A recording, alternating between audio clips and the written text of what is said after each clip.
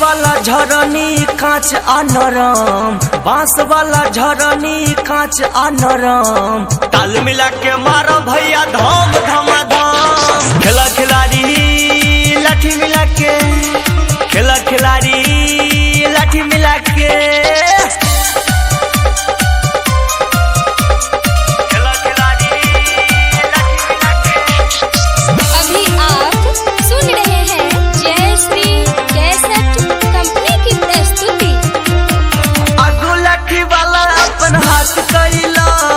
कमर पर बाकी दोसर हाथ धैला, कमर पर बाकी दोसर हाथ धैला।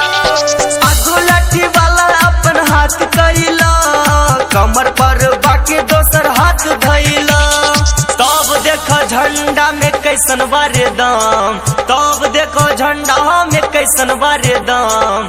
ताल मिला के मारो भैया धम धम धम। खेला खिलाड़ी लाठी मिला के, खेला खिलाड़ी लाठी मिला के।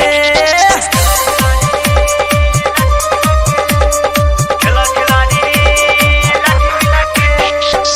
अभी आप सुन रहे हैं सिंगर देवनंदन सांवरिया को। महाराजन पर चाटे अपन बाह कसिला, बाबा के सुमिर मन ध्यान कैला, बाबा के सुमिर मन ध्यान कैला। महाराजन पर चाटे अपन बाह कसिला, बाबा के सुमिर मन ध्यान कैला।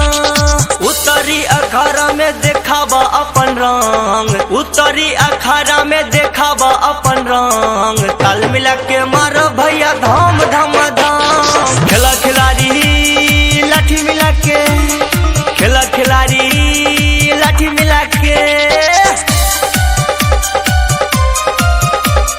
खेला खिलाड़ी लाठी मिला के। अभी आप सुन रहे हैं जय श्री कैसेट कंपनी की प्रस्तुति। झरनी के गीत गावे देवनंदन, बाबा यो फेरियो अपन नयन, बाबा यो फेरियो अपन नयन। झरनी के गीत गावे देवनंदन, बाबा यो फेरियो अपन नयन। झूमी गेला देखू कोना धरती आ गगन, झूमी गेला देखू कोना धरती आ गगन।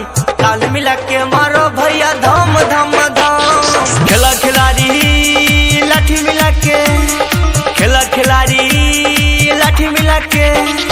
बांस वाला झरनी कांच आ नरम, बांस वाला झरनी कांच आ नरम। ताल मिला के मारो भैया धम धम धम। खेला खिलाड़ी